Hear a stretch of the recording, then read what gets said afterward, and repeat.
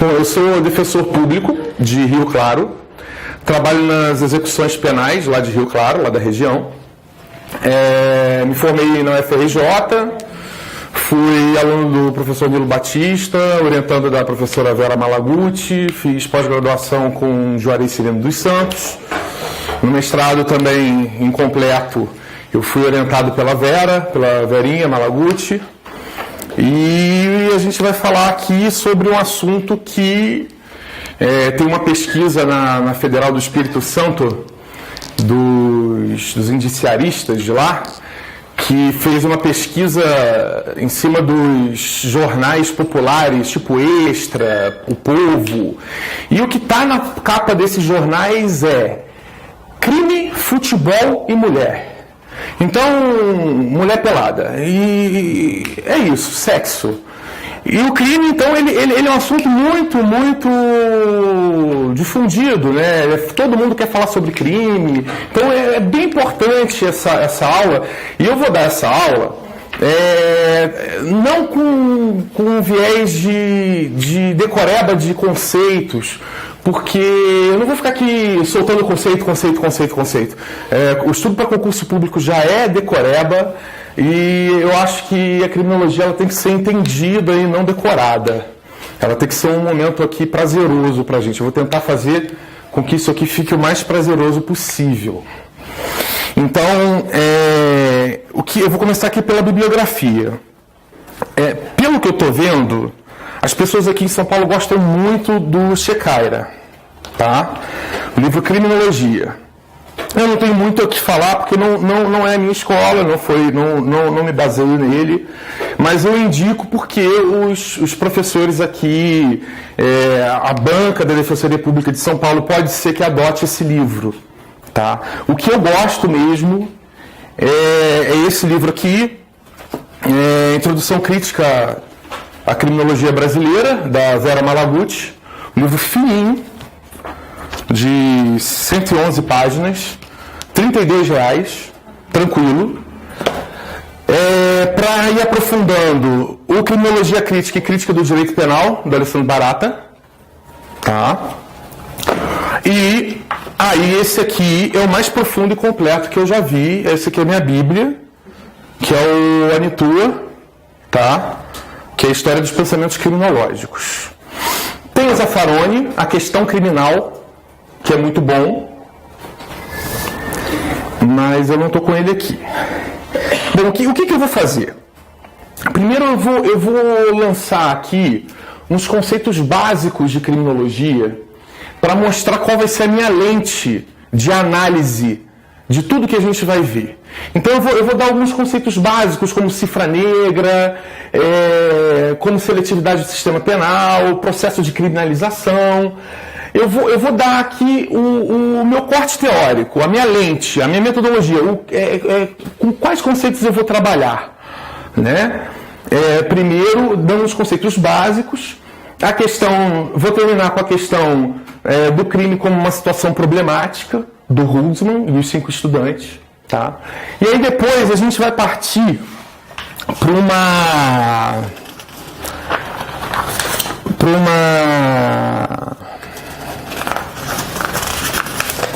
uma genealogia dos saberes criminais, tá? O que é a genealogia dos saberes criminais? A gente vai analisar o curso dos discursos dos saberes penais.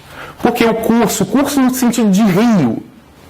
Os discursos sobre o crime, eles vão passando durante a história e eles vão se acumulando e vão havendo rupturas e continuidades nesse discurso. Não há uma evolução dos conceitos de crime no sentido de melhor para pior. Na verdade, é um curso dos discursos e esses discursos são apropriados lá na frente, são rompidos lá na frente, aqui atrás eles já existem, lá na frente são utilizados.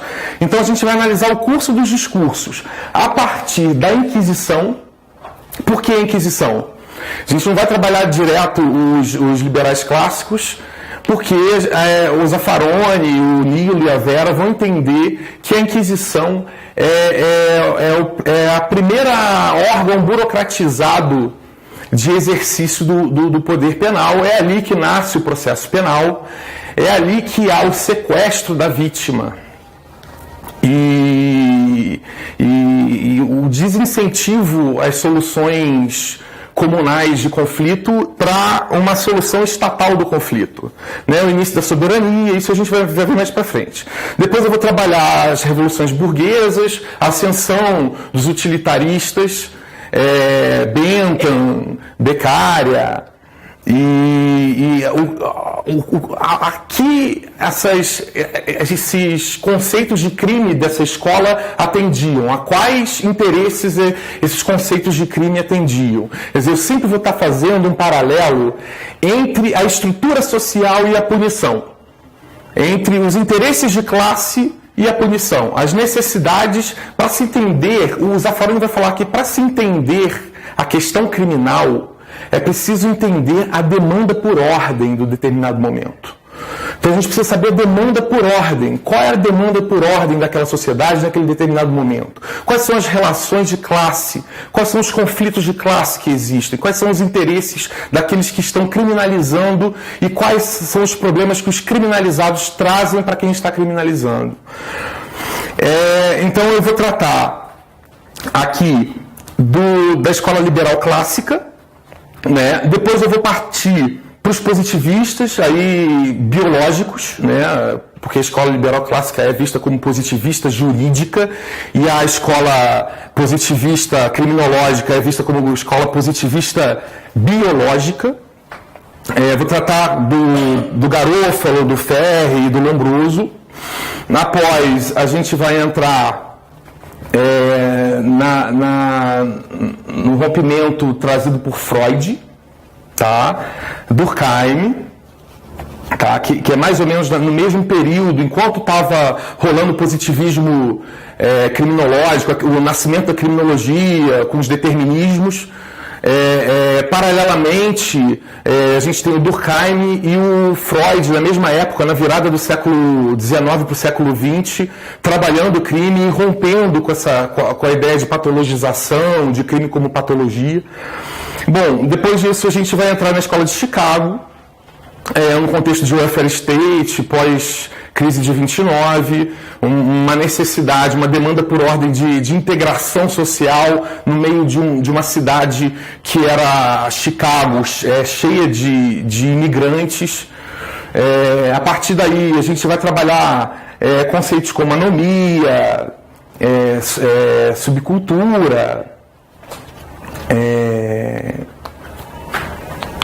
Aí, a partir desses conceitos, crime de colarinho branco do Sutherland,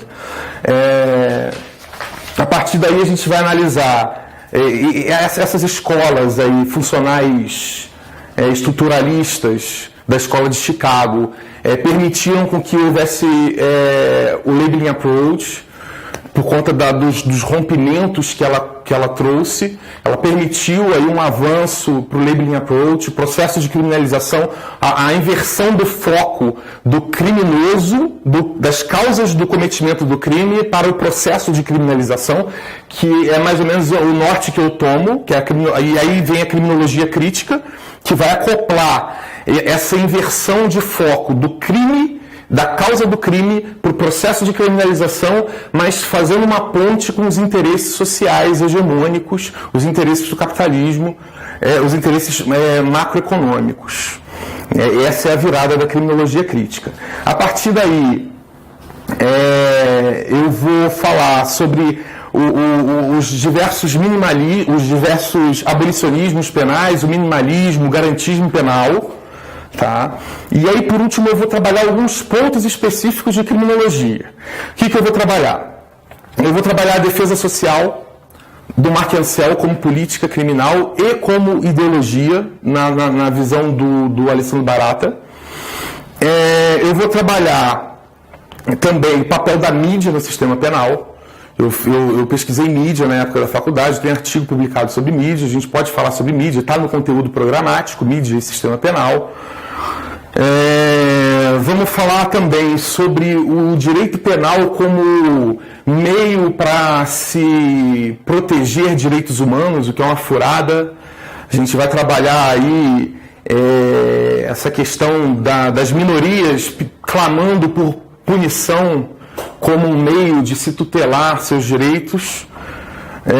Vamos tratar então aí de direitos humanos e criminologia. Vou falar sobre criminalização da pobreza também. E eu vou fechar, eu estava pensando em fechar com drogas, mas acho que drogas não vai dar tempo. Eu vou fechar, eu acho mais importante, criminologia feminista. Criminologia crítica feminista. E, enfim, Simone de Beauvoir, que vai falar que não se nasce mulher, se torna mulher, não se nasce criminoso, se torna um criminoso, a sociedade constrói esse criminoso. Então são dois paradigmas paralelos. Enfim, isso aí a gente vai tratar o sistema penal como um sistema falocêntrico, que não serve para proteger direitos das mulheres. A gente vai trabalhar isso mais lá na frente. Bom, agora, o que a gente vai trabalhar são os conceitos básicos que eu quero trabalhar com vocês, tá? O que é criminologia? Bom, vamos lá. Criminologia, ela varia, o conceito de criminologia varia na história. Ela nasce no final do século, da metade do século XIX para frente, com o Garofalo. Isso eu vou tratar mais tarde também, mas o que é importante saber aqui é que ela nasce como um estudo das causas do crime. O estudo das causas do crime. Então, uma visão etiológica. Então, o conceito de criminologia, uma visão etiológica, seria o estudo da causa dos crimes. Tá? Etiológica, busca as causas. Tá? Então, criminologia como busca das causas dos crimes. E uma visão não etiológica, que vai olhar para o processo de criminalização, o processo de feitura das normas, a reação social ao desvio, e vai ver não só o processo de criminalização, como também vai analisar, vai ter por objeto o controle social. Controle social no geral. Vai estudar aí o controle social da educação, nas instituições de assistência social, nos hospitais. Então, é o controle social de uma forma geral. É o estudo do controle social e do processo de criminalização, seus efeitos, a que interesses atendem.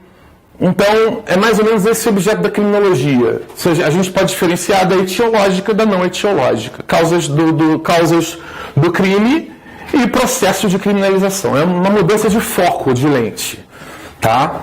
Agora, o pessoal, no início, costuma falar muito de diferença entre direito penal e criminologia. Vamos falar também. A diferença de metodologia. Grande diferença de metodologia. O direito penal, ele é dedutivo. A criminologia é indutiva. O que isso significa? O que é indução? A partir de casos concretos, vai se verificando, a partir da análise dos casos particulares, pequenos casos particulares, vão fazendo análise dos casos particulares, e vai se percebendo uma constante X em cada caso particular desse.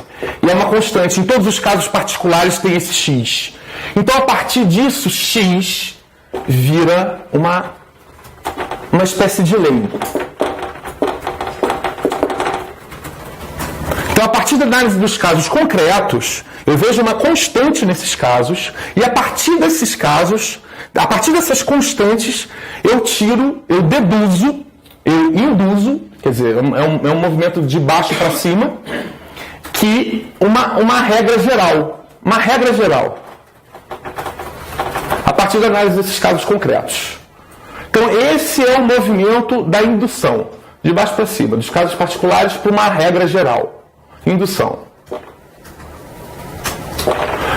O dedutivo já é o contrário. Ele parte da regra geral para analisar o caso concreto. Já há uma lei prévia Cometer homicídio, pena 6 a 20 anos. Substituição do fato à norma. Eu dou um tiro em alguém, mato essa pessoa, logo a pena deve ser de 6 a 20 anos para mim. Isso é dedutivo. Então eu tenho uma norma geral que vai ser aplicada no caso concreto. Se a gente for pegar o Tércio Sampaio, que vai cair na prova de vocês, ele vai falar de zetética e dogmática. Aqui é zetética.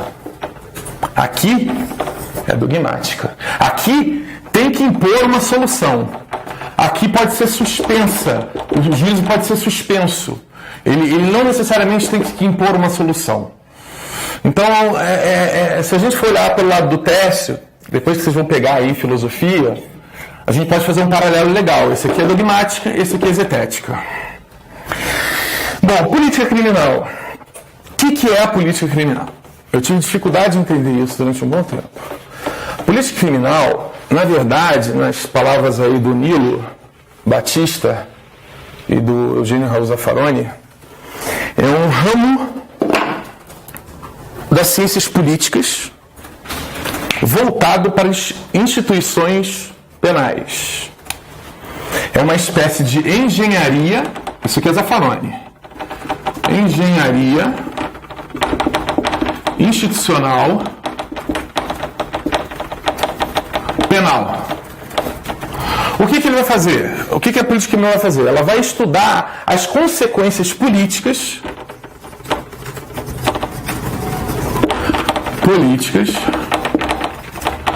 da atuação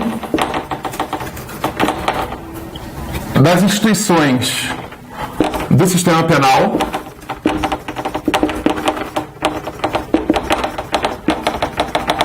e vai propor alterações legislativas, judiciais e penitenciárias, tendo em vista as consequências políticas da atuação das instituições e tendo em vista a finalidade da pena. Bom, se a finalidade da pena é prevenir, logo a gente deve... vamos ver aqui como é que é cometido o crime de estupro nas ruas. O crime de estupro nas ruas foi estudado que muito se dá por conta da má iluminação. Se você ilumina a rua, você já reduz drasticamente o estupro no meio da rua. Isso é política criminal. Olha, está tendo um índice X de estupro e várias pesquisas já dizem que se você colocar iluminação no meio da rua, vai reduzir o crime de estupro no meio da rua. Então, o que acontece? Isso é uma atitude de política criminal. Vamos iluminar a rua. Isso é política criminal. O que você está visando? Você está visando reduzir a incidência de crimes e tem um meio para se adotar, estudado, uma política pública de iluminação que vai acabar com isso, que vai diminuir, pelo menos, a quantidade de estupros. Então, a política criminal é isso. Ela orienta as instituições penais, orienta o legislador, orienta o juiz. O Nilo também vai abrir e vai falar que orienta também as questões penitenciárias. Então, fazendo parte da política criminal, conceito de política de segurança pública, política judiciária e política penitenciária. Entendam, política criminal não é um ramo do direito penal. Política criminal é um ramo das ciências políticas. Isso é muito importante, porque o clássico que vocês vão ver aí nos livros de dogmática é que a política criminal é um ramo do direito penal e muita gente vai falar que só serve para instruir o legislador, mas não, ele instrui mesmo a praxis do sistema penal, a prática das instituições do sistema penal, tendo em vista as consequências políticas e tendo em vista as finalidades do sistema penal. Agora, parte legal. O que é crime para mim? O que é crime para essa aula? O que é crime para esse curso que eu estou dando? aqui, não só para mim, não só para esse curso, mas o crime, na verdade, ele não existe no campo do ser. O crime não existe. O crime é uma invenção política, uma invenção social. O crime não existe como um abacate, como uma esmeralda. Ele não está no campo do ser. Ele está no campo do dever ser. Ele é construído. Então aqui, ser e dever ser. Eu vou entrar no ser e no dever ser. Ser. Vento bate na maçã. Aqui está a árvore. E a maçã cai. Isso aqui é uma lei da gravidade. Aqui há uma causalidade entre o vento bater, a maçã se desprender e ela cair no chão. Há uma relação de causalidade. Isso aqui é ser.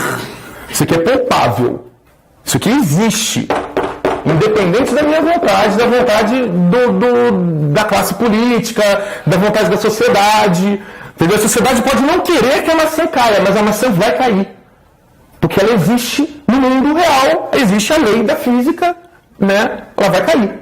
Ah, eu não quero que ela caia, não, ela vai cair. O crime é como se fosse... Vamos falar do contrato. Aqui uma pessoa, contrato contigo, que você me dá um carro e eu te dou 5 mil reais. O cumprimento desse contrato não é uma relação causal. Não existe uma causalidade entre eu dar 5 mil reais e ele me dar o carro. Existe uma relação... a relação, eu poderia falar que essa relação é uma relação de imputação, mas aqui não cabe imputação. Eu vou falar mais do crime e imputação depois, a causalidade e a imputação, a diferença.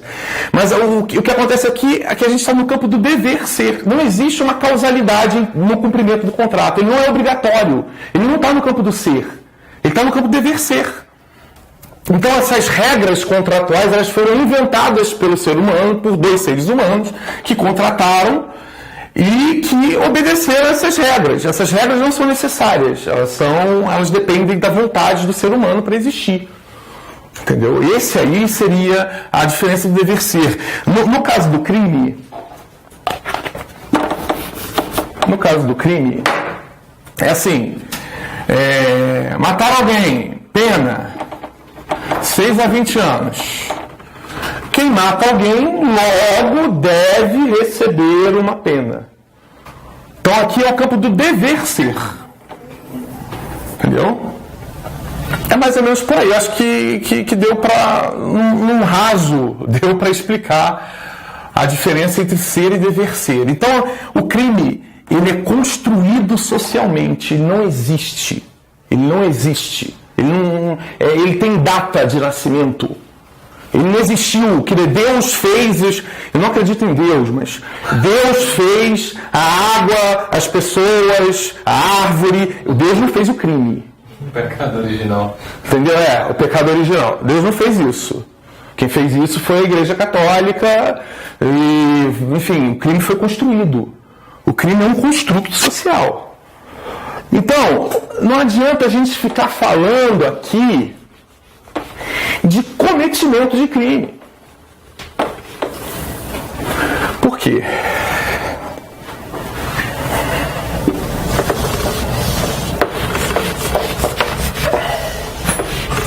Esse aqui é legal. A gaiola saiu à procura de um pássaro. Franz Kafka. A gaiola saiu à procura de um pássaro. Há um processo de criminalização. Não é o pássaro que cometeu alguma coisa, logo ele foi engaiolado por uma relação necessária, como a maçã cair no chão. Não. Ele foi engaiolado. Há uma ação de engaiolar. Não independe do ser humano. Então, a gaiola saiu à procura do pássaro. O que é isso? O que isso traduz? Pouco importa o cometimento do ato ilícito em si. O que importa é a gaiola correndo atrás de você.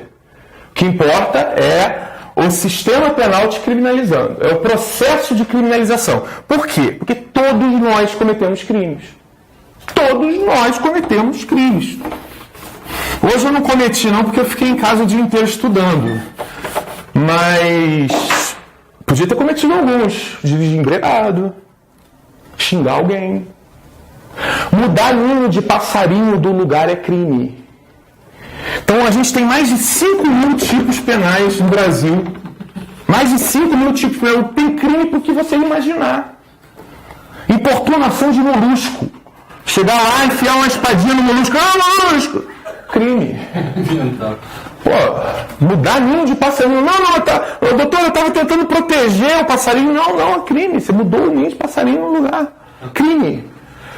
Então, assim, o que acontece? Todos nós cometemos crimes várias vezes durante a vida. O juiz comete crime, o delegado comete crime, todo mundo comete crime várias vezes. Cometer crimes não, comete atos descritos na lei como crime. Porque o crime ele depende de um processo para existir. De um processo de criminalização para existir. Sem esse processo de criminalização para existir, o indivíduo não é considerado criminoso.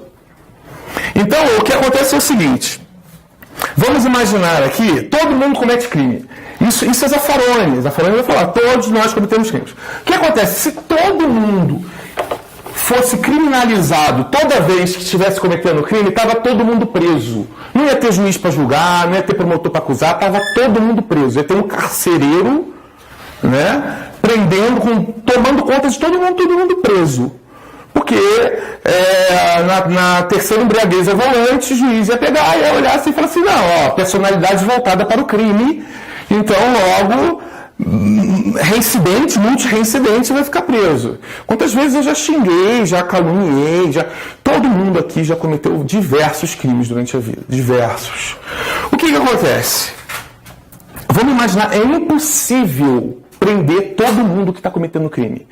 Esse princípio da generalidade da aplicação da lei penal ele é completamente falho. Todos que cometerem crime, a lei é igual para todos. Todos que cometerem crime, eu não estou falando do Perrela, não estou falando de Helicoca. Ainda não estou falando disso. Estou falando uma coisa bem mais simples. A impossibilidade da polícia dela estar presente em todos os crimes que estão acontecendo agora nesse momento. O que acontece? Vamos lá. Vamos imaginar aqui, vamos fazer um círculo dos crimes que estão sendo cometidos agora. Não cabe nesse quadro. Vamos ver. Embriaguez cometidos mesmo, assim, fatos típicos, pessoas que estão tendo esse tipo de atitude. Embriaguez ao volante agora, em São Paulo. Quantas pessoas vocês imaginam que estão embriagadas dirigindo o volante? Milhares e milhares. Tipo, vamos lá, quantos milhões tem em São Paulo? 11 milhões. 10 mil pessoas embriagadas.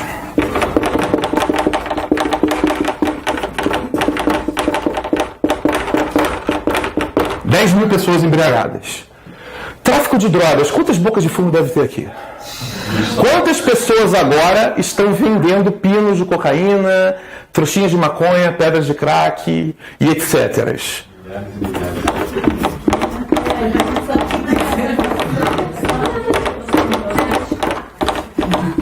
Violência doméstica. Quantas mulheres estão apanhando agora? Exatamente nesse momento. Quantas mulheres estão apanhando nesse momento?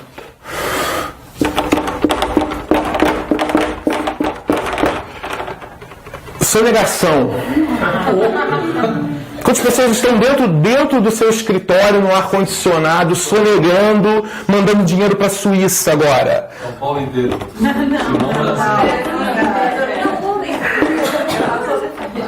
Então, gente, olha só. De todos os crimes que estão sendo... Todos os possíveis crimes que estão acontecendo agora, esses milhares de crimes que estão acontecendo agora, a polícia só chega na mão da polícia 1%. Isso é estimativa do Zaffaroni. Eu acho que a escala é menor ainda. Estimativa do Zaffaroni. Apenas 1% chega na mão da polícia. Então a gente tirou daqui uma realidade de 1%. Dentro desses 1%, apenas 1% vai ser condenado. A polícia chega no 1%. Fora que ela ignora, quer dizer, ela vai chegar no 1%, ela vai cobrar o suborno, vai ignorar, não vai conseguir solucionar o caso, vai acontecer um monte de coisa aqui que apenas 1% vai ser condenado.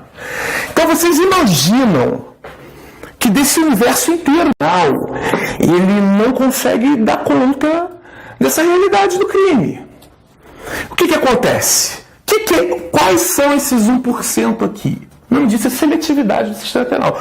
Primeiro que o nome disso aqui é cifra negra. Cifra negra. Tá? Isso que eu acabei de falar é cifra negra. Quantidade de crimes que vão chegar no sistema penal e a quantidade de crimes cometidos. Essa é a relação. Tá? Eu não me sentiria menos seguro se abrisse as portas da prisão agora. Porque vai liberar esse cara aqui, ó. Isso aqui. Eu não estou nem um pouco seguro com a prisão não me dá nem um pouco de segurança. Só a televisão faz com que vocês fiquem seguros com a prisão. Só a televisão consegue fazer isso. Só a ideologia consegue fazer isso com vocês. Porque na prática, na realidade, a realidade é que se abrir a prisão, se abrir a porta da prisão, eu não vou me sentir menos seguro. Porque o que é esse 0,001%? O que é isso? Isso não vai me atingir. Isso está perto disso aqui, da quantidade de assalto que está acontecendo, não vai chegar na polícia, a quantidade... Então, assim, o sistema penal ele não serve para reduzir essa conflitividade aqui. Isso aqui são conflitos sociais, esses crimes. Ele não serve para isso, ele serve para pegar 1%. É para isso que ele serve. Cifra negra, o que é isso? Seletividade do sistema penal.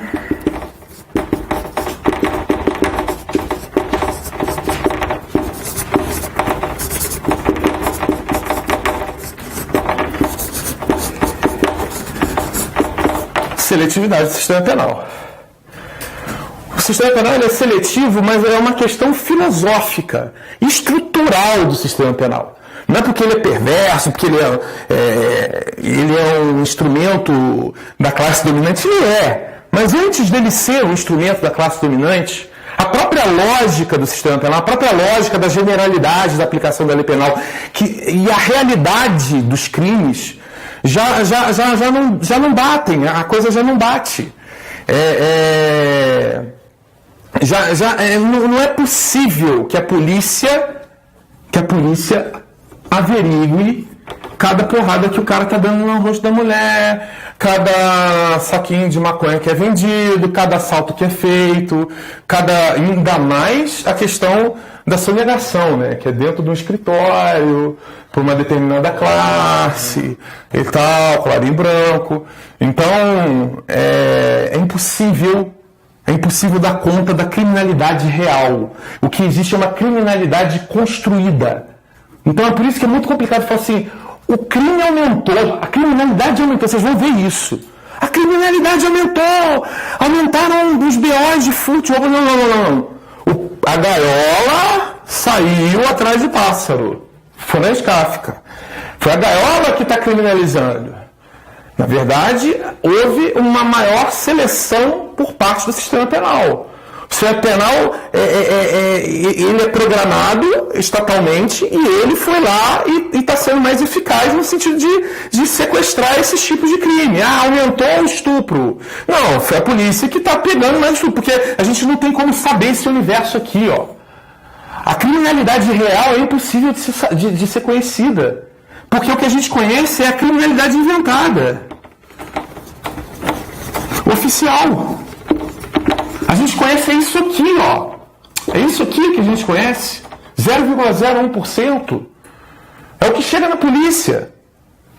A gente conhece isso. A gente não tem como falar em aumento da criminalidade. Gente, está muito violento, aumentou a criminalidade. Não. Como é que você diz isso? Não tem como. Não tem estudo sério que diga que há um aumento do cometimento de crime. É impossível saber do aumento do cometimento de crime. Há, sim, a possibilidade de saber do aumento de registros de boletins de ocorrência sobre aquele crime. Então, o que acontece? Vamos voltar aqui, vamos sair dessa zoeira aqui e vamos para a seletividade do sistema penal. Vamos para esses caras aqui. Quem são esses caras aqui? Sobrou você, né? Só sobrou você. E agora? Esses caras aqui são os selecionados pelo sistema penal. Quem são os selecionados pelo sistema penal? A gente parte primeiro de uma questão mais filosófica, lógica, ontológica, e depois vai partir para uma questão mais política. O Zaffaroni vai falar o seguinte: quem é preso, quem chega nesse 0,01% aqui, são aqueles caras que cometem crimes toscos. À luz do dia, ou da noite, que seja, na rua.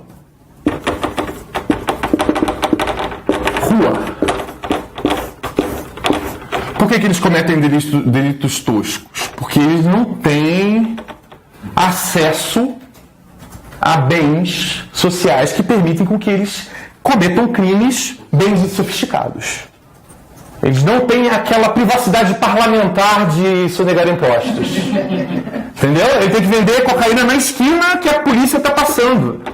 Ele não tem um escritório para vender cocaína do escritório, ou para sonegar imposto do escritório. Ele só tem a esquina, a rua, para vender a cocaína dele. Então a polícia vai passar e vai ver. É muito fácil pegar um pobre traficante, né? Ele coca, não. Mas o pobre traficante tem como pegar. Entendeu? Gabinete não pega. Se tivesse gabinete, não pega. Então, a questão é a seguinte: crimes toscos. Aqueles que cometem crimes toscos, né? Que são essas pessoas despossuídas de bens para fazer um crime mais sofisticado. Vamos assim dizer. Quem são essas... E qual é o dado da realidade que a gente tem? Eu peguei o Infopem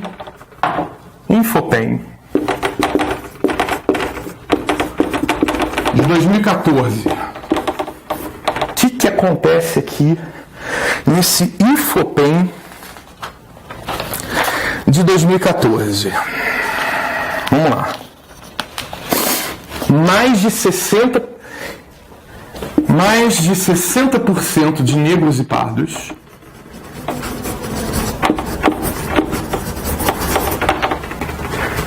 mais de 75% não possuem o ensino fundamental incompleto.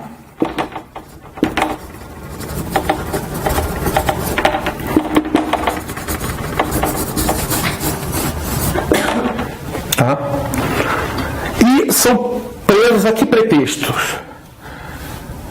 Mais de 74%, mais de 74% presos por crimes contra o patrimônio e tráfico de drogas. É isso. Não é maníaco, louco, que sai estuprando as pessoas pela rua, bandidão, perigoso, não. É aquele cara que está ali na esquina vendendo uma droga porque ele está desempregado e ele é para sempre desempregado. São várias gerações de desemprego. O avô dele era desempregado, o pai dele é desempregado, ele é um desempregado. Ele não tem como se sustentar nesse capitalismo em que a máquina substitui o homem. E entre 18 e 30 anos. Tá? O que está se criminalizando? A juventude pobre. É isso que a gente está criminalizando. Esse é o 0,1%. Essa galera que é escolhida. Tá? Se cai um Eduardo Cunha, é para dizer que funciona. O sistema funciona. Pegou o Eduardo Cunha. E mesmo assim é porque o Zaffaroni vai falar isso. Há uma vulnerabilidade, há um rompimento das relações de poder e aquele cara fica vulnerável. Isso a gente vai falar depois na teoria do crime, quando for falar de culpabilidade por vulnerabilidade do Zaffaroni. Tá? Mas os selecionados são esses aqui. Tá? Vocês estão com alguma dúvida? Vocês estão entendendo? Sim. Então, tá dando? Tá, legal.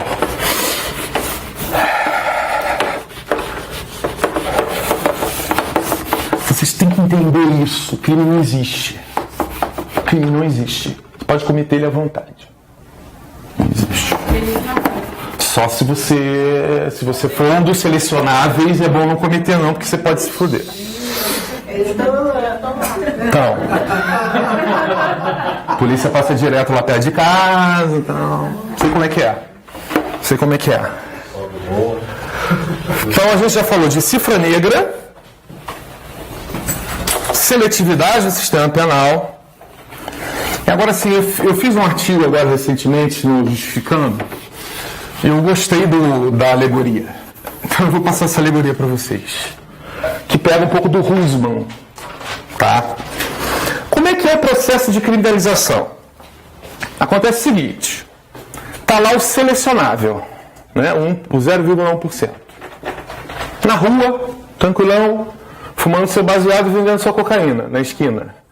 Passa a polícia e leva o cara, sequestra ele. Não disse sequestro. Pega o cara e leva embora. O que o cara está fazendo? Está vendendo. Não tá... Depois a gente vai ver bruxaria aqui. O traficante está vindo. É uma bruxa agora. Mas aí, chega lá, pega o cara, sequestra o cara.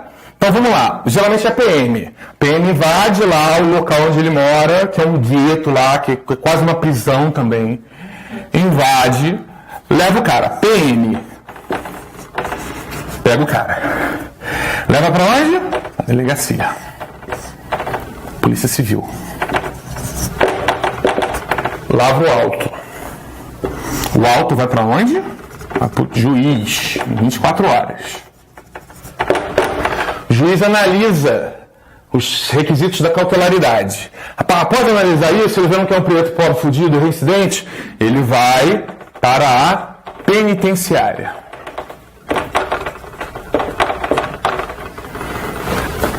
Aqui vai ter um agente penitenciário que vai vigiar ele e um diretor do presídio que vai cuidar dele. Não vai cuidar dele, não vai fornecer o mínimo para ele, mas diz que fornece.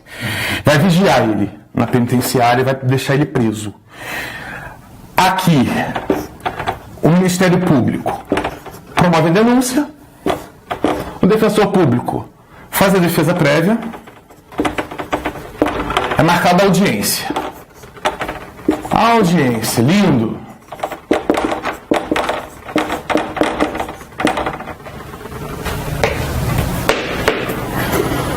Desculpa, gente, vamos esquecer o tráfico de drogas, vamos falar de um roubo.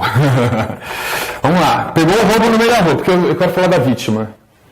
Pegou o roubo no meio da rua. Esse é o processo, tá? Audiência. Aí aqui vai falar a vítima, testemunha, que é o policial, com certeza. Policial. Quem que vai fazer a pergunta? Primeiro o juiz, tá errado isso. O juiz não, o certo não é o juiz fazer a pergunta primeiro. Ele complementar as perguntas depois da acusação e da defesa. Mas a prática é essa aqui: juiz, Ministério Público e Defensoria. No final, ele é considerado culpado.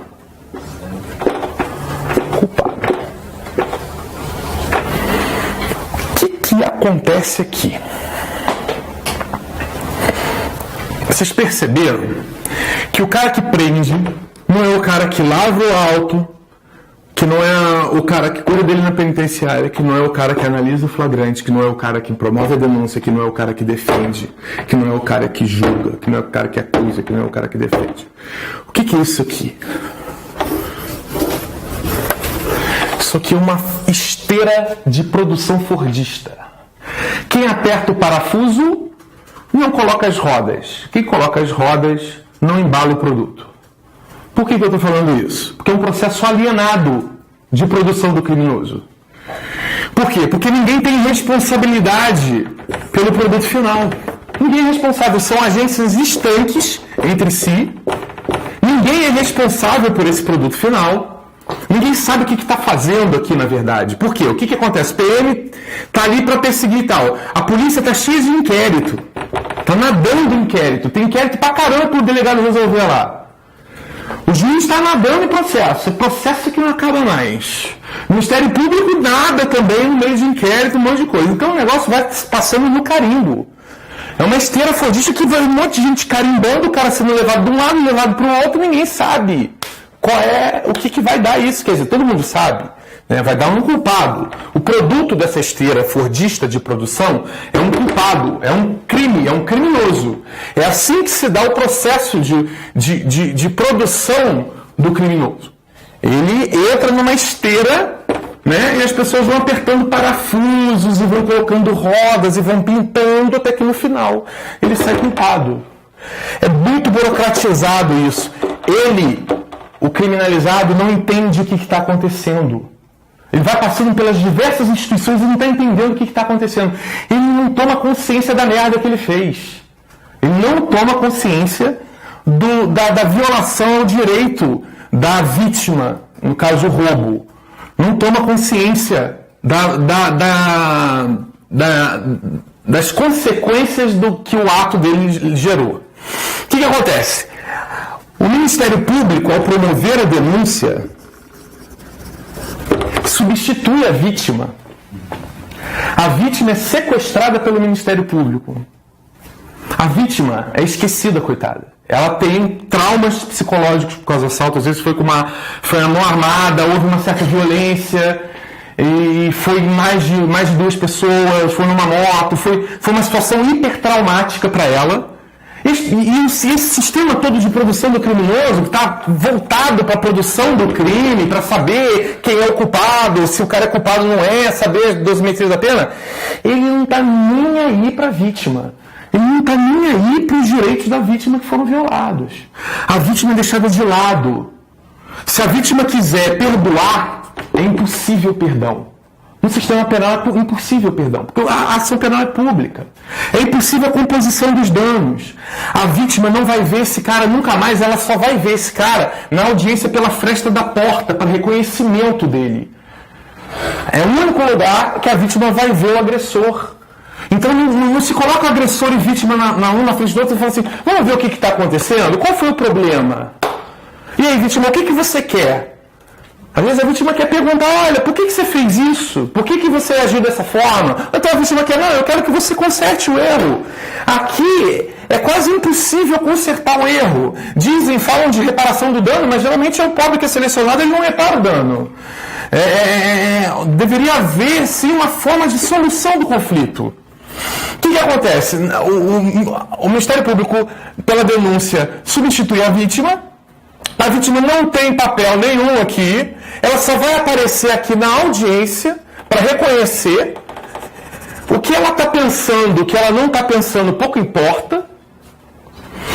E quais são as perguntas feitas aqui pelo juiz, pelo Ministério Público e pela Defensoria? Perguntas inúteis. Essas perguntas feitas aqui são inúteis. São inúteis para o conflito gerado aqui. Elas são inúteis para quê? Para se achar a autoria e a materialidade do crime e para se achar a dosimetria da pena. É isso que todo mundo pergunta. Estava armado, não estava armado? Como é que foi? Eles querem produzir o culpado. Eles querem um culpado, eles querem prender o culpado, saber se ele é culpado ou se ele não é culpado. Então, são perguntas inúteis para a solução do conflito, úteis para se achar um culpado, para se achar uma pessoa aqui, um criminoso, para se construir um criminoso. Esse cara aqui, ele passa por esse processo todo burocrático de definição, ele chega no final, ele ganha uma etiqueta. Ele é etiquetado como criminoso. Daqui, da audiência, ele volta para o presídio, certo? O juiz chamou, você é um criminoso. O promotor falou, você é um criminoso. O defensor defendeu ele da imputação de um crime e não conseguiu sair vencendo. O que ele vai achar? Eu sou um criminoso. Eu sou um criminoso, é isso aí. Qual é o comportamento de um criminoso? Se ele era um cara pacato, ele vai virar valentão, porque o criminoso ele é valentão. Se ele era um traficantezinho de cocaína, de pinos de cocaína, agora ele vai saber onde arrumar a arma pesada e como é que se liga um carro sem chave dentro do presídio. E ele vai fazer isso, porque ele assumiu a identidade criminal. Ele vê, eu não tenho emprego. Agora está todo mundo falando que eu sou criminoso mesmo. Ele assume esse papel.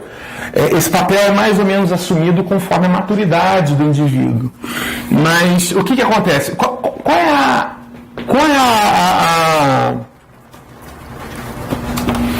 Qual é... Eu tenho que falar sobre criminalização primária e secundária. Quais são as consequências disso? As consequências disso são estigmatização, que gera uma reincidência seletiva, tá? Da seleção, ele vai ser resselecionado, ele não vai cometer de novo, ele vai ser resselecionado. Por quê? O que acontece? Quando ele sai da prisão, a polícia que passa lá no bairro dele vai ficar toda hora em cima dele, porque ele já tem passagem. Então ela vai ficar em cima do cara até achar alguma coisa errada ou vai implantar, porque ele já tem a passagem. Então o presídio, o sistema penal, ele não foi feito para prevenir crimes. Ele foi feito para controlar essa população flutuante através da reincidência. Eu rei-te quieto. Eu te jogo lá no presídio. Você sai, eu te jogo de novo. Você sai, eu te jogo de novo. Não tem emprego para você, eu te jogo lá. Eu quero você longe das ruas, longe dos meus locais de consumo. Então, o que há aqui é ele volta. O sistema foi feito para isso. E aí ele ainda é penalizado ainda mais. Vocês estão preocupados com o meu suor? Eu suo pra caramba. Assim, precisava de um ar-condicionado a menos 3, menos 4 graus. Então, gera estigmatização, esse cara não vai conseguir emprego mais. Né? O que acontece? Ele é colocado intramuros, para que a sociedade. Aí a gente fala assim, você cometeu um delito, a gente vai te ressocializar. Como é que a gente vai ressocializar? A gente tira o cara da sociedade e bota ele entre muros. Coisa louca. Como é que eu vou ressocializar tirando uma pessoa da sociedade e colocando ele entre muros, num lugar que tem seu próprio ethos? Um ethos é violento, tem suas próprias regras diferentes da sociedade, da solidariedade que acontece aqui na sociedade. Aqui há outros valores. Então a gente tira ele da sociedade e joga ele no presídio para dizer que vai ressocializar o cara. Essa é a solução que o sistema penal tem para dar pra gente. E a vítima? A vítima, coitada da vítima, não tem seus direitos tutelados, não tem um psicólogo para estar do lado dela, não tem nada. O conflito não é resolvido. O que gera é mais conflito. O sistema gera mais conflito. Ele não soluciona o conflito, ele gera mais conflito. Por quê? Porque ele vai gerar dor para esse cara que vai estar preso, para os parentes que vai estar preso. Ele vai estar numa cela 6x4 com 20 pessoas dentro durante 10 anos. Andando 2 passos para frente, 2 passos para trás, durante 10 anos isso. 5 anos. Reinserção social é impossível. É impossível falar de reinserção social tirando a pessoa da sociedade e colocando ela numa realidade de presídio. E o conflito não é resolvido, só se gera mais conflito. Cada vez mais conflito. Cada vez mais produz mais criminosos, eles voltam e mais conflito. E, na verdade, o que seria para evitar, para prevenir o cometimento de crimes, gera mais conflito social. Eu esqueci de um conceito aqui no meio disso tudo, fordista de criminalização. Mas esse processo fordista de criminalização, ele não começa com um policial, não. Pegando o cara que acabou de assaltar a moça. Ele começa no legislativo. É aqui que o processo de criminalização começa. O nome disso aqui é criminalização primária. O que é criminalização primária? Aqui já tem seletividade, tá? A seletividade não é só quando você pega o cara no meio da rua, do meio de um monte de crime, não. A seletividade também está aqui. Também está na criminalização primária. O que é criminalização primária? É a feitura de leis criminalizantes. Né? A feitura de normas criminalizantes pelo legislativo, sancionado pelo executivo. Tá? Isso aqui é criminalização primária. O que acontece? É uma seletividade dos bens. de acordo com os interesses da classe dominante. Por quê? Como é que a gente vê isso? Qual é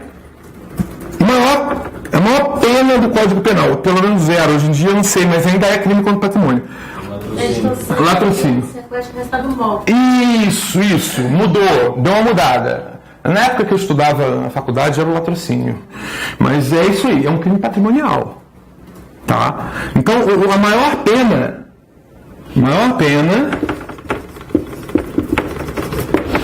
é um crime contra o patrimônio.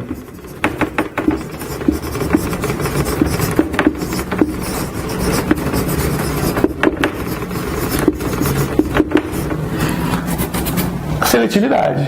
Por que não é vida?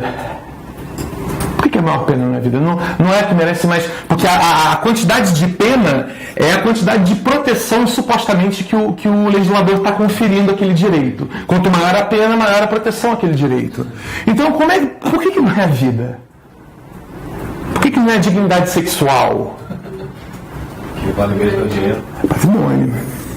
Então há uma seletividade também do sistema penal com relação aos bens jurídicos tutelados nesse processo de criminalização primária. Zaffaroni vai falar que esse processo de criminalização primária ele é responsável por uma programação criminalizante.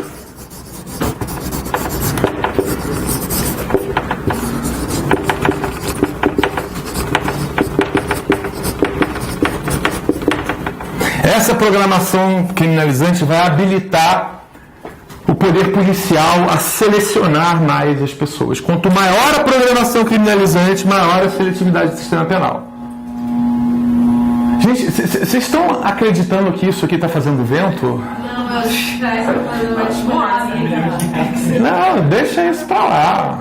É melhor abrir a porta. Vamos acreditar no sistema. Vamos. Aí, melhorou. Então, há uma seletividade também dos bens jurídicos tutelados, que quanto maior a programação criminalizante, 5.000 tipos penais. Que é isso? Raspar árvore. Tem uma árvore lá que não pode ser raspada. Caiu na minha prova da Defensoria Pública do Piauí. O cara o avô dele raspava a árvore, a mãe dele raspava a árvore, o pai dele raspava a árvore para fazer um chá para curar e tal. Lá no interior do Amazonas. Aí ele foi raspar a árvore e veio a Polícia Federal, pegou ele e falou: crime ambiental. Porque raspar essa árvore virou crime. Porra. Então, a programação criminalizante ela é enorme. Quanto maior a programação criminalizante, maior a seletividade do sistema penal. Programação criminalizante feita pelo legislativo, pela criminalização primária. A criminalização secundária é todo esse processo que eu falei para vocês, fordistas de produção, que começa com a seleção do indivíduo na rua cometendo um crime tosco e vai parar lá no presídio. Tá? Esse é o processo de criminalização secundária. Já falei antes. Né? Então, criminalização primária e criminalização secundária, estamos acabando a introdução. Estamos no fim da introdução. Daqui a pouco vai vir o que muita gente quer, e que é conceitos. O que acontece aqui? Crime não existe, a gente já falou isso. Crime é dever ser. E se a gente olhasse o crime como uma situação problemática? É essa a proposta do Husman.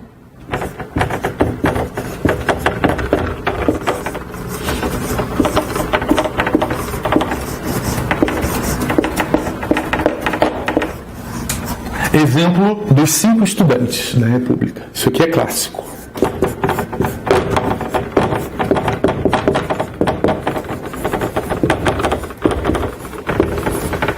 Cinco estudantes. Deixa eu só me guiar aqui. Aqui. Aqui. O que acontece? Um estudante dessa república, um dos 5, quebra a televisão e alguns pratos. Quebra. O que os outros vão fazer? Todo mundo puto. O primeiro vai falar o seguinte: esse cara tem que ser expulso.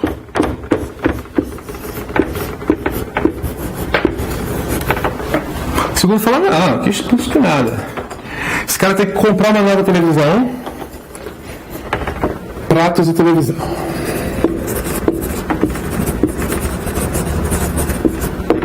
Televisão.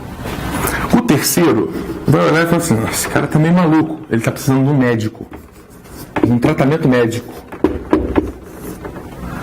O quarto, que é o cara mais tranquilo, mais calmo, ele vai olhar e vai falar assim, tem alguma coisa errada com a gente. Tem alguma coisa errada entre a gente aqui na República. Por isso que ele fez isso. A gente precisa sentar e conversar. A gente precisa saber o que está acontecendo de errado. Então ele vai querer conversar. Ele vai querer conversar. Entender o que está acontecendo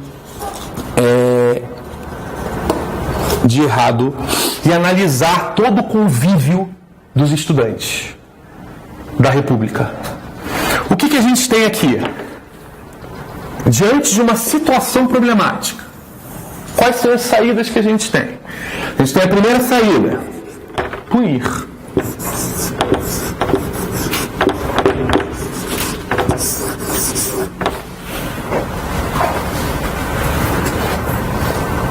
A segunda saída, modelo compensatório.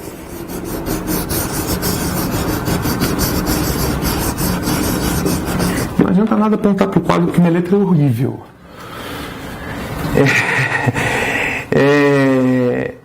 Modelo compensatório. O terceiro é o terapêutico. Modelo terapêutico.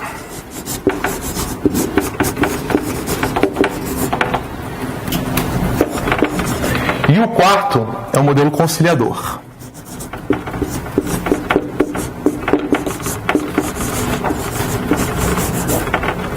A pior saída é essa aqui, ó. Essa é a pior saída. Não vai resolver. Não vai trazer a televisão de volta. Não vai ter TV, não vai ter prato. A gente não vai entender o porquê que aconteceu isso. Esse cara não vai ser tratado. Então, assim, diante de uma situação problemática, existem pelo menos 4 saídas. E a punir é a pior.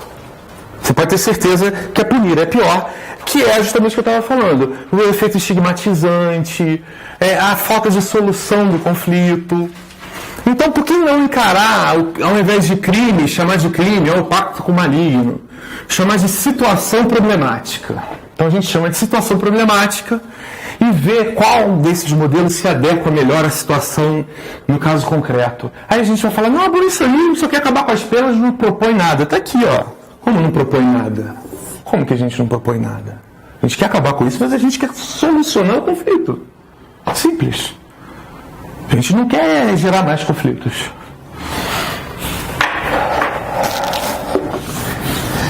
Então, eu já dei a introdução, mais ou menos,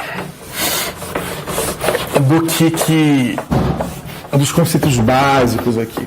Quanto tempo já passou já? Já está na hora do intervalo? Daqui meia hora. Daqui meia hora? Nossa, então vai dar para falar bastante.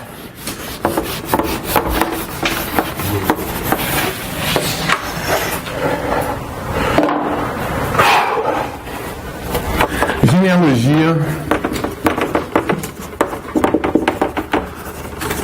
dos saberes criminológicos.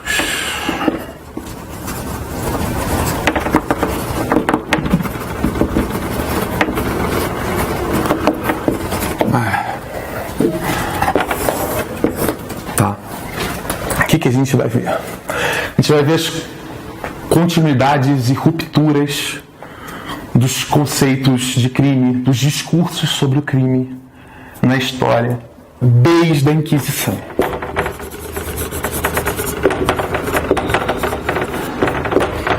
Por que desde a Inquisição? O Zaffaroni vai falar o seguinte, que a Inquisição, ela é o início do processo burocrático de produção da verdade criminal.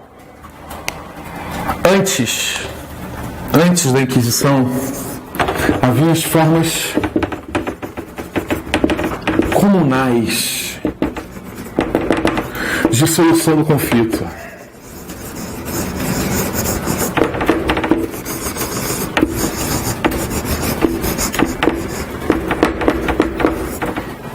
sandálias. Perdão divino.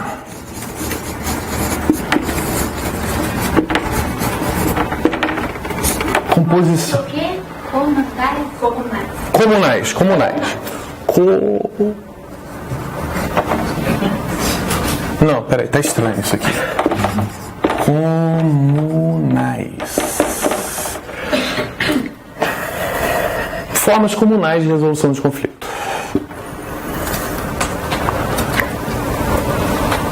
A Inquisição, ela vai eliminar isso aqui e impor uma única forma de lidar com o conflito, que é a forma burocratizada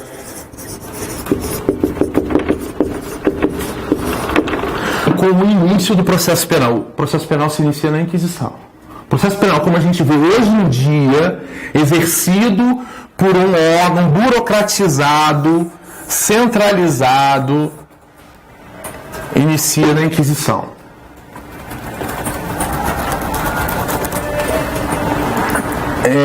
Aqui se inicia essas formas comunais de solução de conflitos. O perdão divino, aqui tem também a composição entre a vítima e o agressor.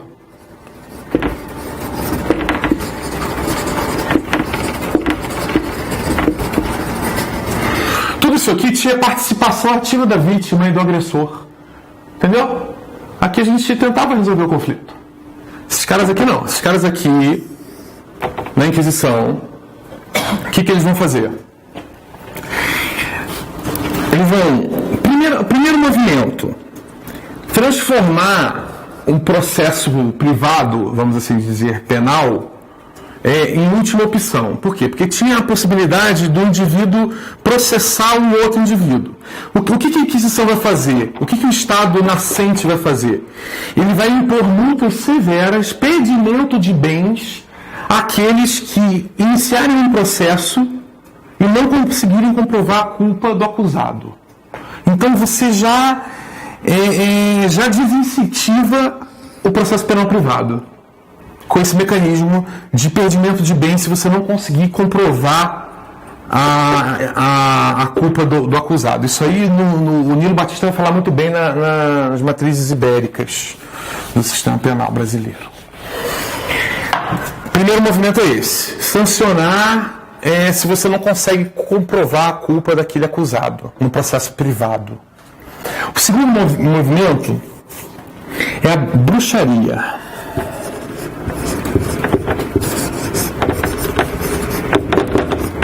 O que acontece aqui?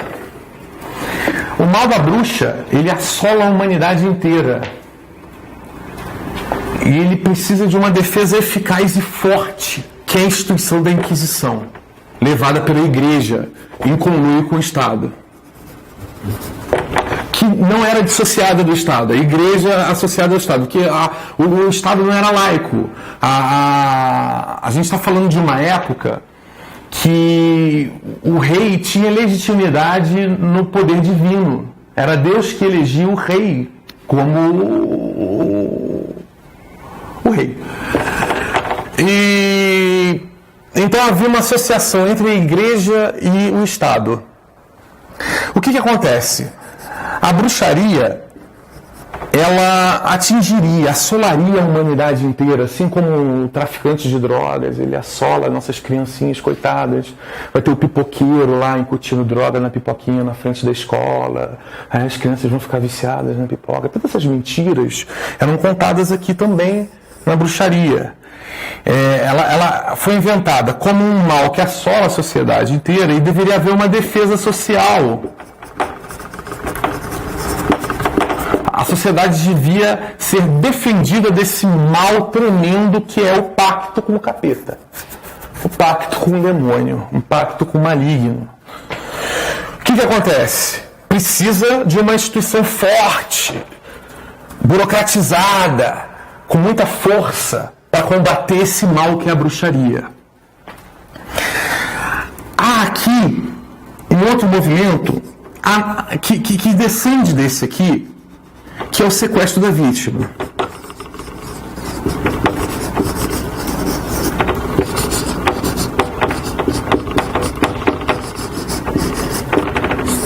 A agressão, o dano causado, não é só um dano simples a uma vítima. O crime, o ato delituoso, ele, na verdade, ele afeta o soberano. Ele é uma violação não ao direito da vítima, mas ele é uma violação ao soberano. Então, o soberano entra, a gente está num contexto de unificação dos estados nacionais, tá? Essa unificação, ela vai precisar do sequestro da vítima para impor sua soberania. Por quê? Com o sequestro da vítima, eu falo que o dano não é mais com a vítima, o dano é com o Estado. Esse Estado precisa agir. E com o obliteramento das formas comunais de solução de conflito, o Estado exerce o monopólio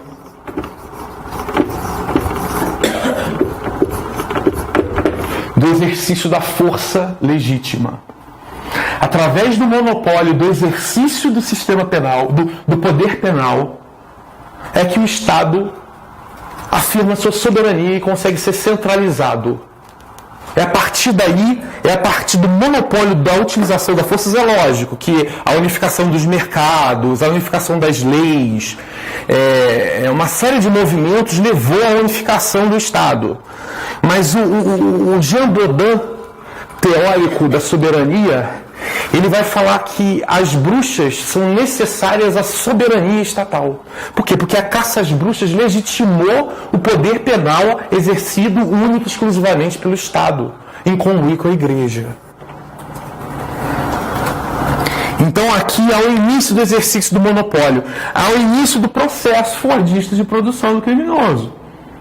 Não era um processo fordista, naquela época não se tinha essa noção, né? A gente não estava na criminalização, no grande encarceramento, né? Mas a gente já tem o início do processo penal aí. O processo penal nasce na Inquisição. O processo penal moderno nasce na Inquisição. Então há o sequestro da vítima, há o monopólio no exercício da força, atendendo aí a uma demanda por ordem. Como eu falei no início, a gente, para estudar os processos de criminalização, a questão criminal, é preciso entender a demanda por ordem. O Zaffaroni vai falar isso, o Pavarini vai falar isso. A demanda por ordem. Qual que era a demanda por ordem? A demanda por ordem era a centralização do Estado. Era uma das demandas. Controlar o poder feminino, a mulher. Por quê? A mulher representa aqui o saber. É tradicional.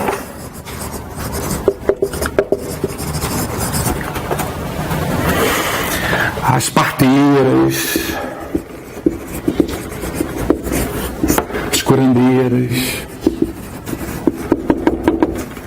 mulheres que exerciam um certo domínio na relação homem-mulher. Tem aquelas relações em que o homem manda e tem as relações em que a mulher manda. Então é aquela coisa, né? Tem um dominante, né? Às vezes um, às vezes outro da mesma relação, às vezes a relação é assim, não tem jeito, é uma relação de poder. Não tem, vocês acham que é amor, mas não é. Então as mulheres que tinham um certo domínio sobre a relação, essas mulheres aqui, parteiras, curandeiras, a curandeira era portadora de um saber tradicional, um saber pagão, um saber que desafiava o saber da igreja. O momento da ascensão da igreja, a igreja quer se impor, e ela tem todo o saber escolástico, que é daqui que nasce a questão da pena. O direito penal tem uma ligação muito forte com a escolástica. Então, esse saber feminino, ele desafiava o saber escolástico. verticalizado, o saber inquisitorial. O que acontece nesse saber inquisitorial? Ele separa o sujeito do objeto para dominar e domina o objeto, uma relação de dominação entre o sujeito e o objeto dominado. A ciência depois vai se valer também desse saber inquisitivo no futuro.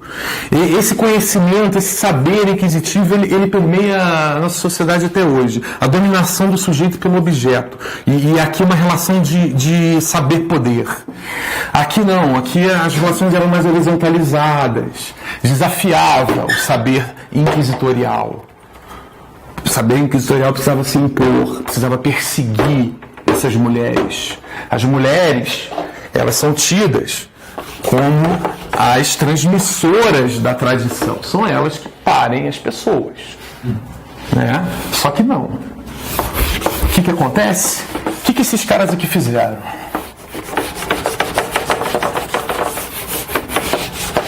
Vocês verem como é que é louco, né? A construção da realidade. Realidade inventada. Um manual chamado Maleus Maleficarum.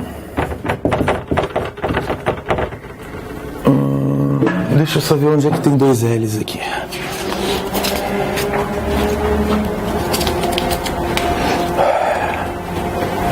Aqui. Maleus Maleficarum. Bula papal autorizou Sprenger e Kramer a editarem esse manual aqui, que é o Manual de Inquisidores. Eu estudei esse manual no mestrado, eu dei uma lida nele. Ele é muito interessante.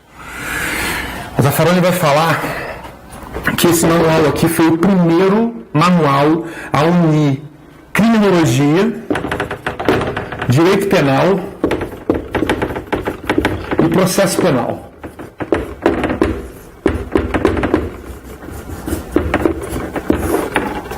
Primeira parte, segunda parte, terceira parte do manual. O que acontece? Criminologia. Nessa parte aqui, eles vão... O livro é tratado sobre a bruxaria, que pegaria mais as mulheres do que nos homens, mas existem bruxos também. E a Inquisição também perseguiu os hereges, aqueles que eram contra as ideias da igreja. Mas, basicamente, a perseguição foi em cima das mulheres. O que acontece? Na criminologia, na parte criminológica, há toda uma etiologia do mal. Como é que o demônio se manifesta? Vocês não precisam notar isso que eu vou falar agora, é muito específico. O demônio se manifesta nos íncubos e nos súcubos. São pequenos demônios que fazem sexo com as mulheres à noite no sabá. E ficariam bruxas voando, fazendo orgias com os íncubos e os súcubos. E através daí que elas fariam o pacto com o demônio. Por que a mulher? Na justificativa do Maleus Maleficarum. Porque a mulher é inferior. Vocês vão ver que o sistema penal ele sempre vai se valer de inferioridade para poder exercer seu poder. Então, a mulher era inferior. Por quê? Porque a mulher era inferior. Porque a mulher não nascia de outra mulher. A mulher nasceu da costela de Adão. Foi o homem que pariu a mulher, não foi a mulher que pariu o homem. Para vocês verem o interesse da igreja na questão da transmissão da tradição pela mulher. A gente nasce da mulher. Eles queriam tirar isso simbolicamente dela e trazer para o homem. Eu estou ficando muito de costas para você. Na verdade, aí um poder simbólico. Simbolicamente, eu digo que veio da costela do Adão. Adão. Costela. Por isso que ela é inferior. Ela é inferior ao homem porque ela veio da costela de Adão. Ela simplesmente veio do homem. Assim. Não foi o homem que veio da mulher. Então, ela é inferior.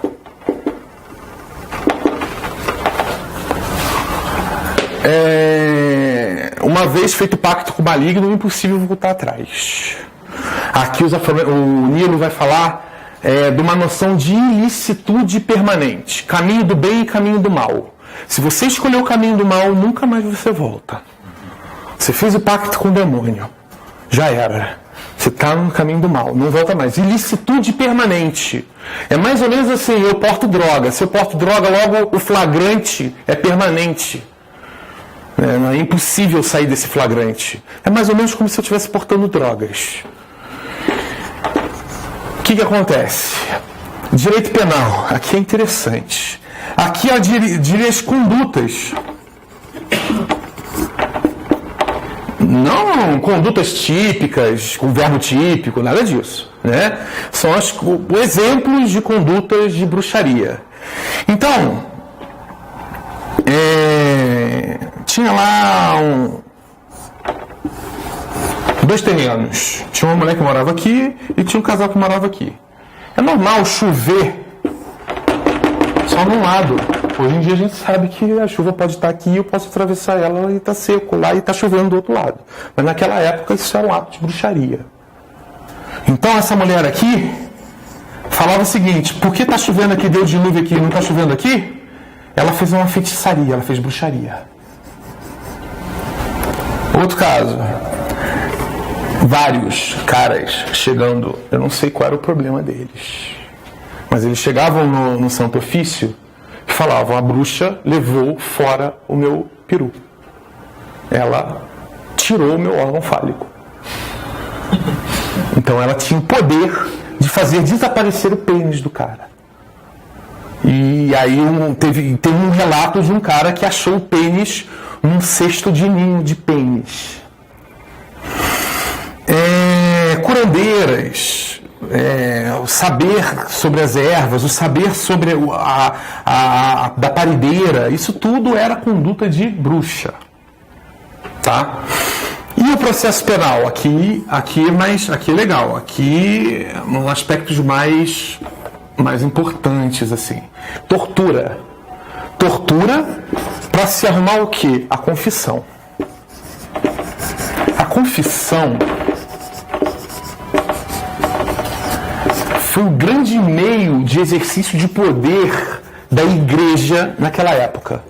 Era através da confissão obrigatória, trazida pelo Quarto Concílio de Latrão, tá? Confissão obrigatória dos fiéis. Através dessa confissão, a igreja sabia tudo e controlava. Então, e até hoje, né? A confissão tem uma pena, né? Então, todo mundo busca a confissão. Você chega para o juiz, e aí, vai confessar? Não, doutor, a gente não vai confessar, não. Não vai confessar? Pô, mas tá tão certo, confessa. Então, a finalidade era a confissão. Se ela confessasse, ela era bruxa, fogo nela. Se ela não confessasse, apesar de todas as torturas, é porque ela tinha pacto com o maligno e o maligno fazia com que ela não sentisse dor. Então, fogueira nela. Não tinha jeito. Não tinha jeito. Pegou pela Inquisição, fogueira. Confessou, fogueira. Bruxa. Não confessou, é porque o demônio está de arrancar as verdades. Isso aqui é um processo. A Inquisição foi um grande processo de produzir verdades. Grande coisa legal que a gente vê, eu falo do curso dos discursos do saber criminológico, e eu falo do curso das práticas também. Por que eu falo do curso das práticas? Eu trabalhei num caso das revistas vexatórias aqui em São Paulo. O primeiro lugar que acabou com a revista vexatória, que não tem revista vexatória, é em Itirapina, aqui em São Paulo, por causa de uma ação civil pública que eu movi. Foi o primeiro lugar em São Paulo que acabou com a revista vexatória, atendendo a Lei 15.552 lá. O que eu percebi? Eu fui lá no sábado e no domingo com uma câmera na mão para saber o que está acontecendo. Eu sabia que o bicho pegava. Peguei depoimento de mulheres e tal. O que acontece? As mulheres, elas se arreganham toda na frente do filho, na frente do irmão. do irmão não, na frente principalmente do filho, do sobrinho, dos menores que eles têm que entrar junto com a mulher dentro. Senhoras com problemas de reumatismo, problemas de coluna, tendo que agachar de cócoras, de quatro para trás, assim, ó, com os braços para trás e tal. E o que acontece? Como é que é esse procedimento de revista vexatória? A pessoa a mulher abre as pernas e fica um funcionário olhando para ela, mandando ela agachar. Então ela agacha e ele vê lá dentro. E ele fica olhando lá dentro. Agacha mais uma vez. Ela agacha e ele fica lá, ele fica embaixo, olhando. Muitas vezes, corrimento foi tido como droga. Ah, tem droga aí, hein? Isso aí é droga, hein? Tá? Isso para vocês terem uma ideia do que elas passam. Nessa época, está descrito na terceira parte do Maleus, procedimento para se achar o ponto maléfico. O que é o ponto maléfico? O ponto maléfico é um ponto dentro da vagina da mulher que você espetando, uma hora você acha. Então você vai espetando a vagina da mulher.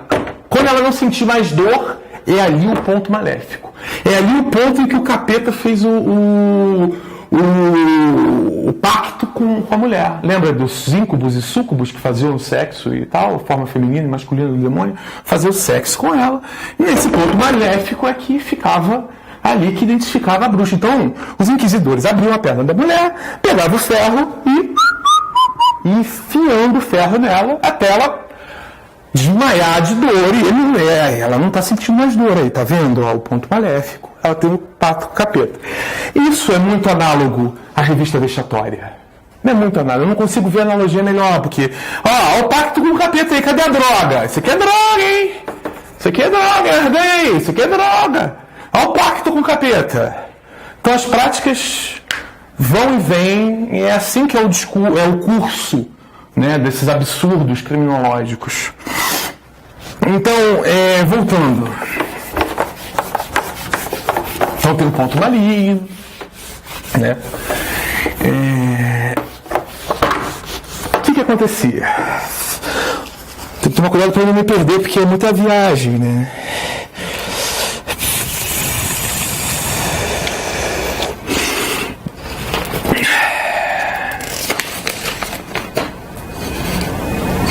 Então, assim, havia uma desumanização da mulher, né? Ela era desumanizada, objetificada, transformava ela num objeto, para depois dizer que ela tinha um pacto com o maligno, né? E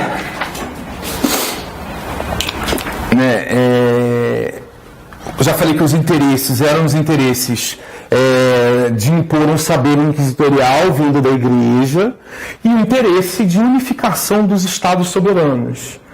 É o surgimento da soberania. Tá? Como é que era a punição?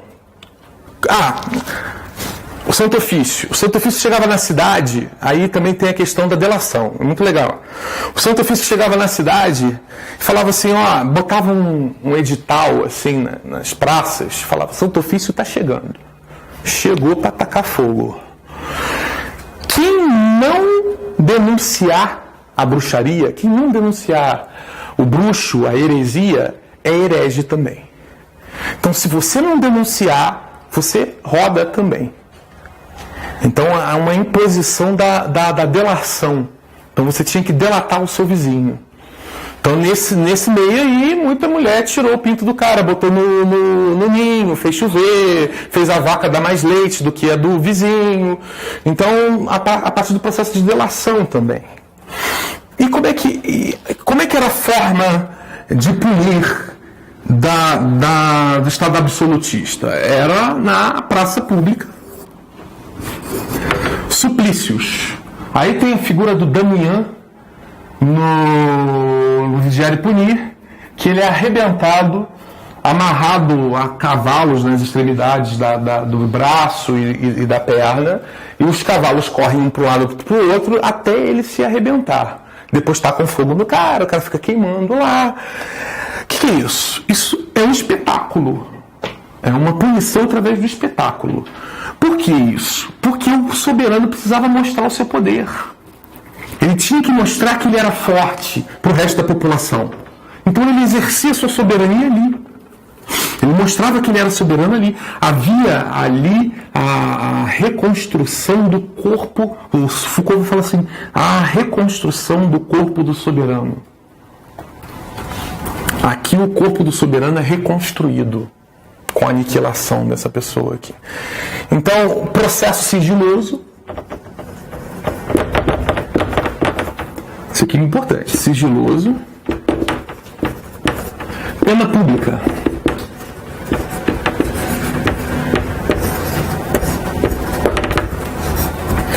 O que acontecia aqui? Que são típicos exercícios de poder, desmedido e tal, que depois os burgueses vão falar que é desmedido. Havia um desperdício de poder aqui. Havia uma inconstância do exercício do poder punitivo. O poder punitivo ele era inconstante, não havia essa ideia de generalidade da aplicação da lei penal, todo mundo que comete crime logo vai ser punido, não havia isso. Era casual. Essa punição ela era casual. Às vezes punia, às vezes não punia, punia com menos severidade, com mais severidade. Não, havia a indeterminação das penas. A indeterminação das penas. Penas indeterminadas, previamente. Não tinha pena escrita em lei. O que acontece? A gente está falando do século XIII, tá? Surgimento dos Estados Nacionais. Tá? Século XIV, século XV, até antes também, a burguesia já estava se formando aqui, ó. Os burgos já se formavam aqui. Aqui, na pirâmide social. Está errado isso aqui.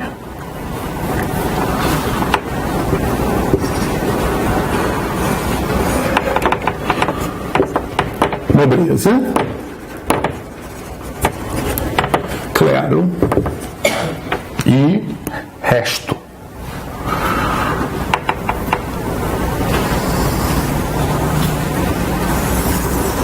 Começa a surgir aqui uma classe intermediária chamada burguesia.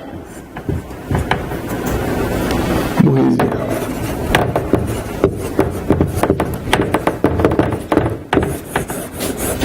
A gente está falando aqui, século XVI, de mercantilismo.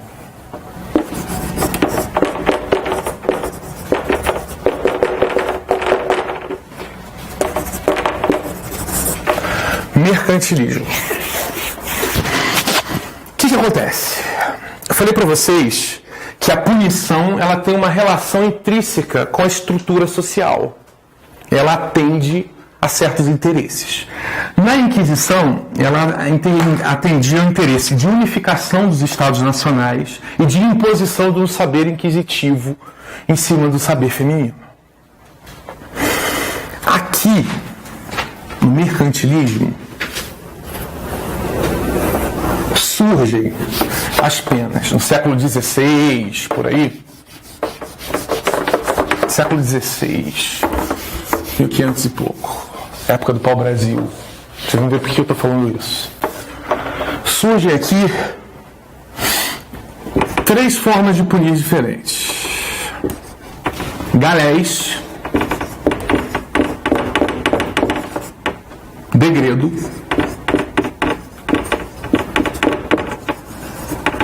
e internação nas workhouses, nas casas de raspagem, na Holanda. Casa de raspagem.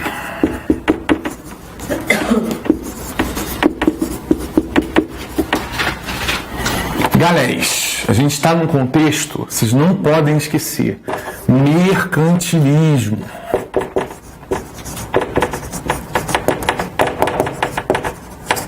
Mercantilismo. E de expansão, ultramarítima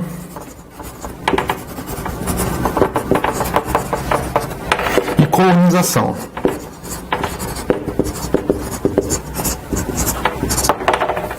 Aí fica fácil entender.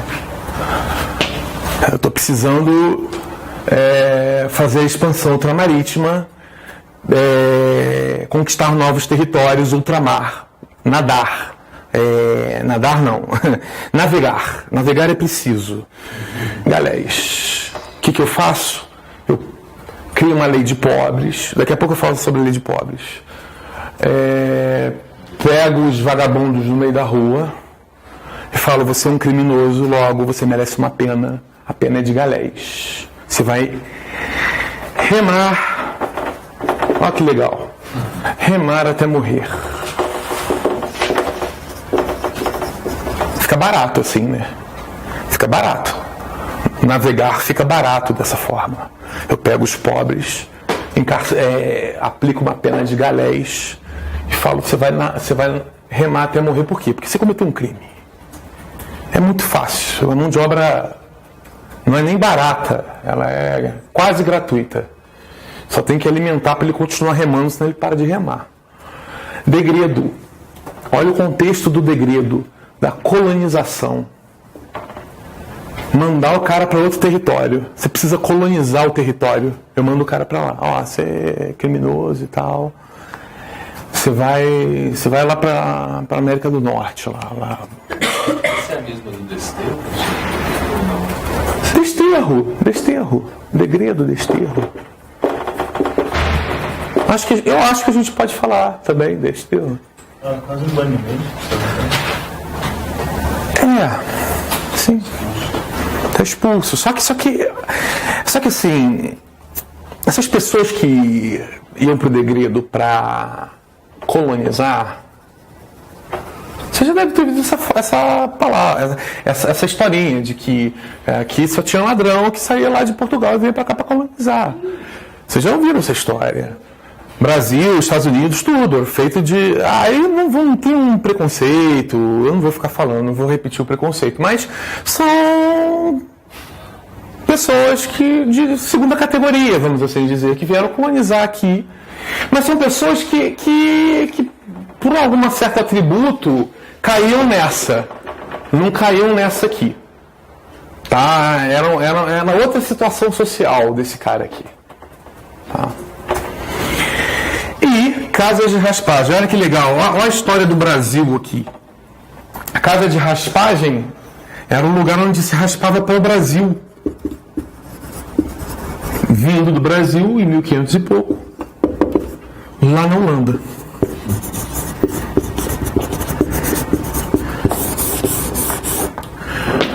Que legal, né? Mercantilismo, as necessidades de expansão ultramarítima e de colonização. Eles que determinaram esse tipo de pena. Não mais os suplícios. O que acontece?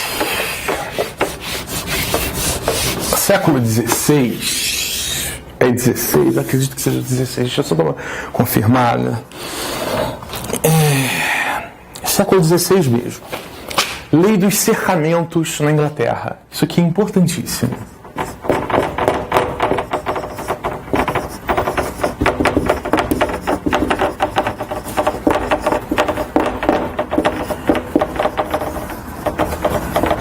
O que acontece com a lei dos cercamentos? Os cercamentos, a terra era livre na Inglaterra. Começa a ficar privatizada, privatizam a terra e expulsam os agricultores da terra, as pessoas que trabalhavam na terra, destituem elas dos meios de produção. Isso aqui é um movimento de destituição dos meios de produção. Essas pessoas saem do campo e vão para a cidade.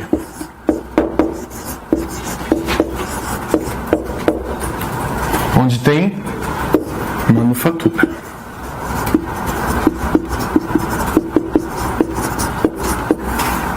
As pessoas aqui estão acostumadas com o ciclo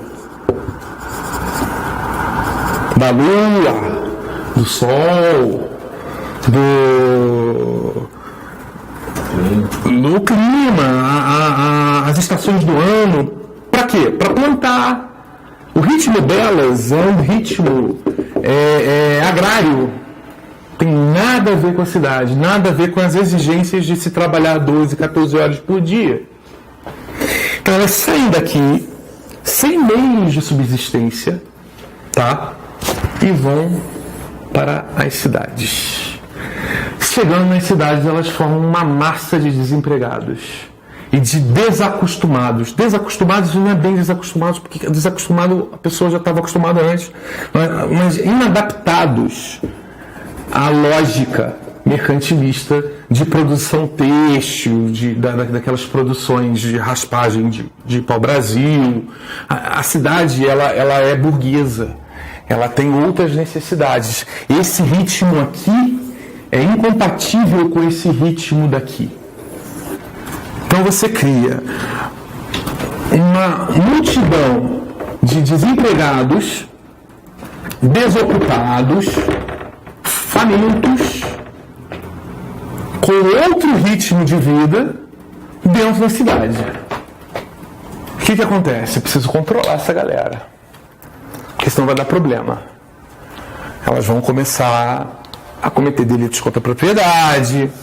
Eu preciso de mão de obra, eu burguês, preciso de mão de obra adequada ao ritmo de produção mercantilista.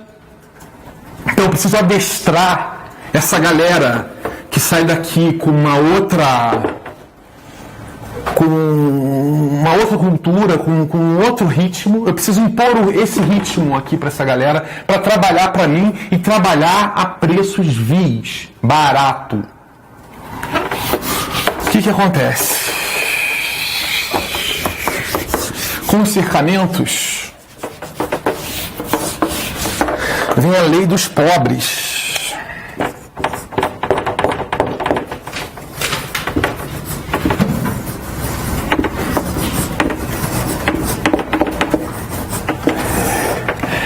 Transfere a assistência social para o Estado.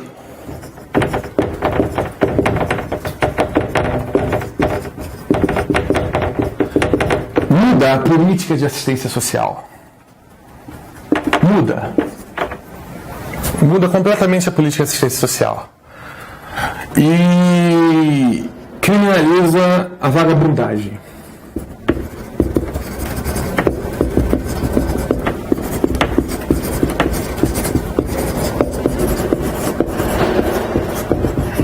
Muito simples, né? No momento em que pessoas que estão com um ritmo de vida, que têm seus próprios meios de produção, se sustentam bonitinho e tal, são destituídas desses meios de produção, são colocadas num ritmo urbano, desempregadas, despossuídas. Essa galera vira presa fácil dessa lei dos pobres, que criminaliza a vagabundagem, porque eles são vagabundos, eles não estão inseridos aqui. E o que eu preciso fazer? Fazer com que esse vagabundo vire mão de obra.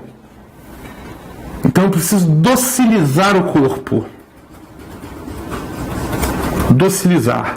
Então você é vagabundo, você está cometendo crime, então eu vou te internar numa casa de correção, eu vou te botar para navegar aí, para remar até morrer. Eu vou te colocar numa workhouse, numa casa de raspagem, num hospital geral. Então, assim, toda sorte de vagabundo, de órfãos, enfim, de loucos, eram sequestrados aqui. Eram eles os selecionados. Então, a gente vai ver aí que vai atender à necessidade, a punição do momento vai atender à necessidade surgida da contradição gerada pelos cercamentos. Os cercamentos vai Os cercamentos das terras vão gerar esse tipo de relação aqui, uma mão de obra sobrante, uma mão de obra não, pessoas sobrantes aqui que não tem meios de sobreviver e que precisam virar mão de obra. E aí, para virar mão de obra, a pena é utilizada para domesticar a mão de obra. Não tem nada de cometimento de crime, não tem nada de bruxaria, é interesse de feitura de mão de obra, do mercado de trabalho. É só isso. Nessa época aí, século XVII, Revolução técnico-científica.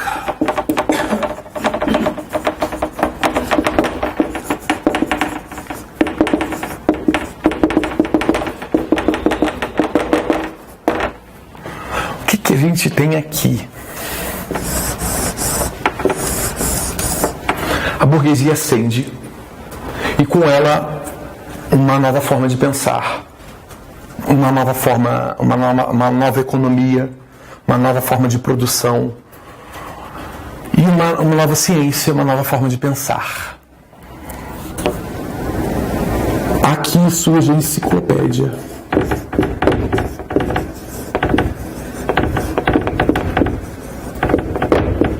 O que domina aqui? A razão.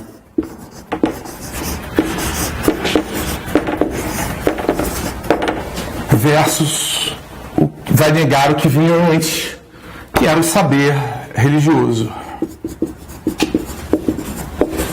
sobre o qual a monarquia absolutista se pautava.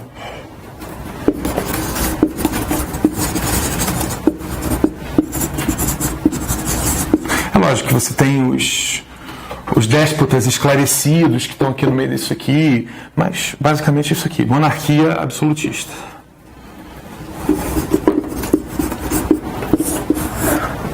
Qual era da burguesia? Acabar com o absolutismo, frear os ímpetos absolutistas. E essa disputa se deu no campo do conhecimento. Assim como havia aquela disputa entre o conhecimento feminino e o conhecimento inquisitorial, aqui uma disputa entre dois conhecimentos. Essa classe nova, nascente burguesia, vai tomando poder, vai acumulando capital. Isso aqui é o processo de acumulação primitiva do capital. Vai acumulando capital visando chegar no topo da pirâmide. Razão. Essa aqui foi a filosofia que pautou a burguesia. A ascensão da burguesia no poder. Versus religião. Era possível provar Deus através da razão. A enciclopédia, ela é um conhecimento marcado pela divisão em categorias. Categorizar. A divisão do conhecimento. A especialização do conhecimento. Francis Bacon.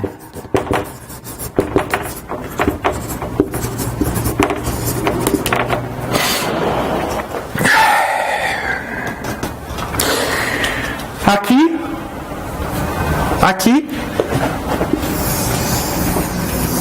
o rei tinha uma legitimação divina.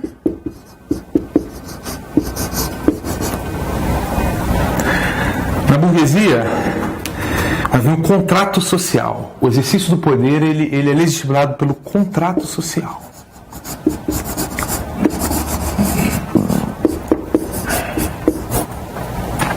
Percebem? Sai do céu e vai para a terra. Deus e o diabo na terra do sol. Então ele sai da legitimação divina e vai para o contrato social. Razão versus religião. O homem passa a ser o centro do universo.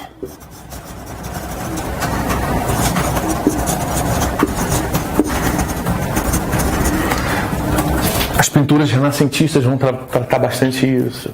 Aquele homem saradão, tá, isso aqui.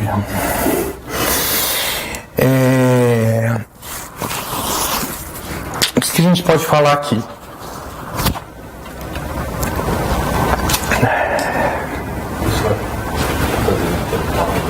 vamos fazer intervalo então. A gente para aqui na enciclopédia.